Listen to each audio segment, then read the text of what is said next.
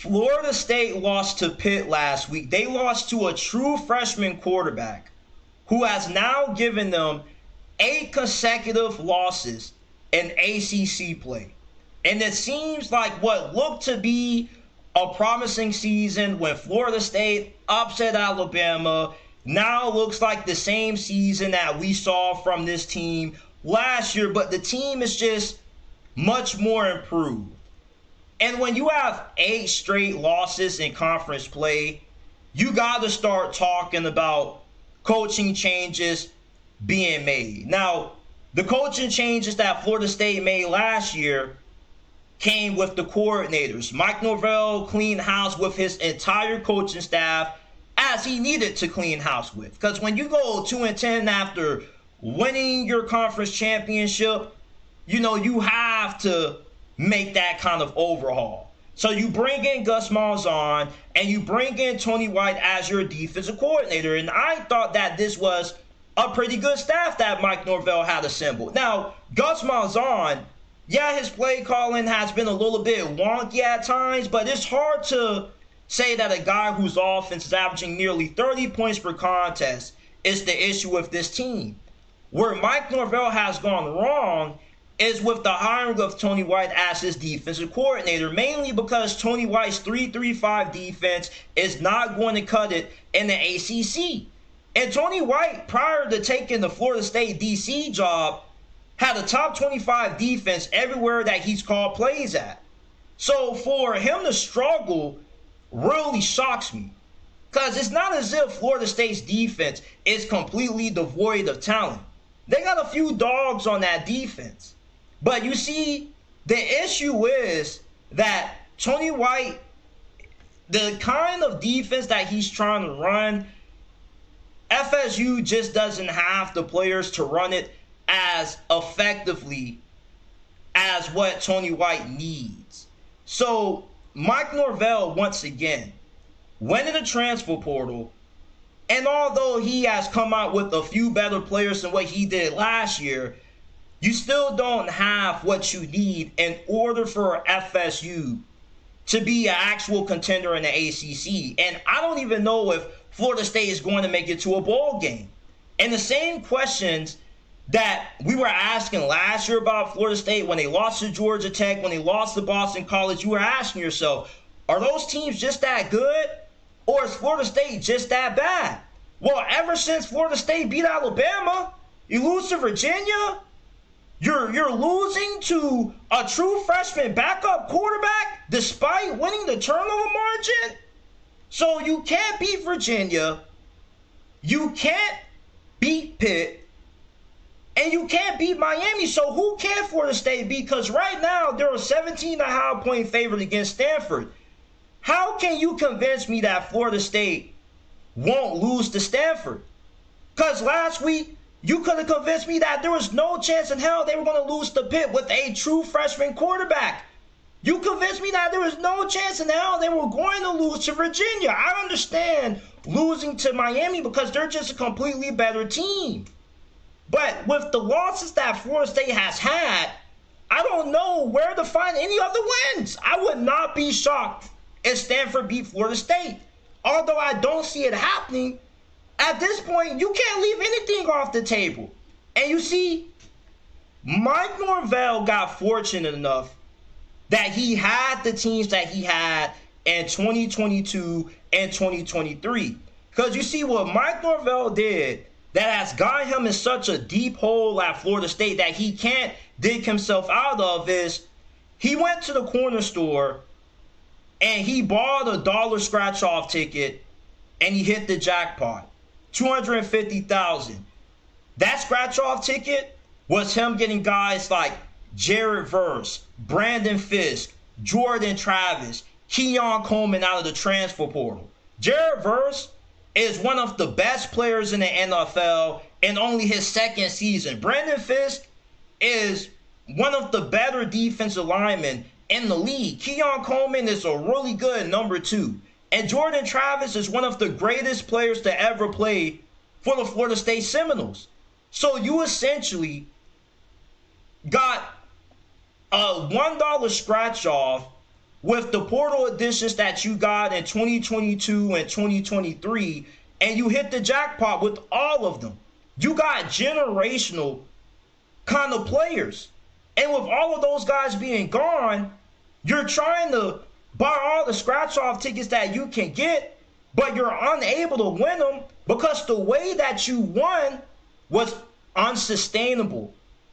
It's very unlikely that Mike Norvell is going to luck into finding a Jared Verse kind of player in the transfer portal. He's going to find one of the greatest quarterbacks in the history of FSU football in the portal, and he's going to be able to develop them. You have to be able to recruit, and you have to be able to develop.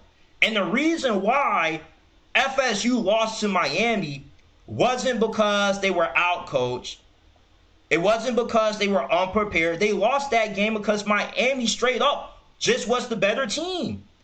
That Miami team that FSU just lost to 2 weeks ago, it took Mario Cristobal 4 years to put together through recruiting and a little bit of the transfer portal.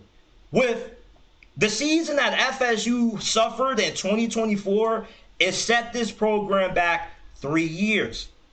And this was the best team that Mike Norvell could have put together to turn around this team as fast as what he was able to.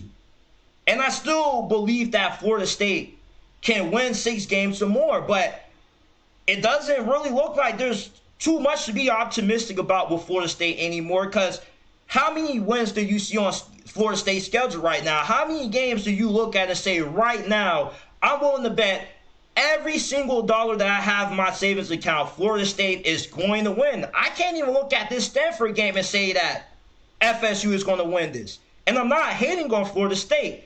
And despite me being a Miami fan, I was a lot higher on FSU coming into this season than the majority of Florida State fans were, than the majority of the national media were. I felt Florida State could win anywhere between 7 to 9 games.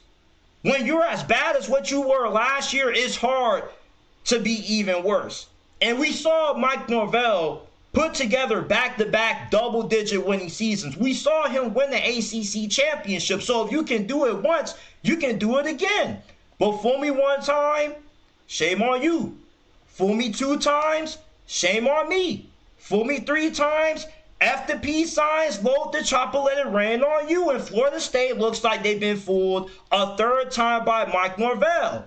And although he does have a buyout that's anywhere between $59 million to $74 million, I don't think that Florida State has any issue buying out Mike Norvell. We just saw Penn State drop $50 million to get rid of a head coach that has been more consistent than Mike Norvell for over 12 years, who had Penn State 1 game shy of making it to the national championship.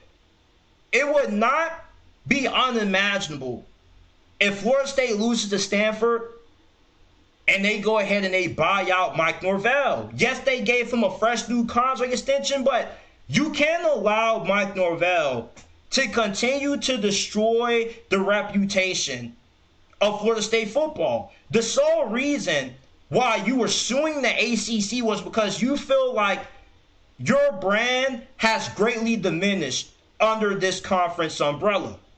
So you want to get out of the ACC because you feel like you're not getting enough respect, but yet you're allowing a head coach to let you lose to a true freshman quarterback despite winning the turnover margin, losing to your rival Miami, getting out-recruited by both Florida and Miami in your same state, in the same backyard that you share.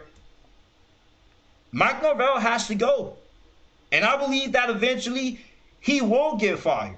And I've tried to be optimistic. I've tried to find every small space that you can find to make an excuse for why Mike Norvell is the right guy to be the head coach for the foreseeable future of Florida State. But every week it just keeps getting worse.